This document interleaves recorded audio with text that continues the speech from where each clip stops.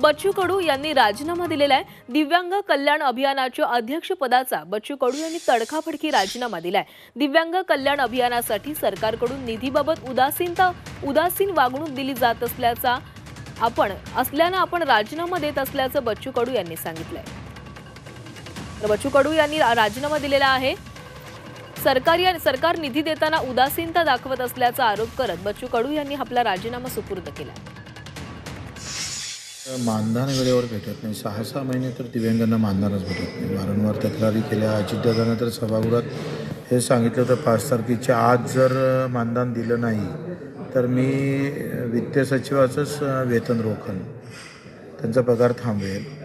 त्यानंतर काही बदल झालेला नाही आणि CM साहेबांना मी पण भरपूर मेसेज केले या संदर्भात। बाहेर राज्यात भेटणारं मानधन आणि इथं मंत्रालय असून भेटणारं मानधन फारच कमी आहे।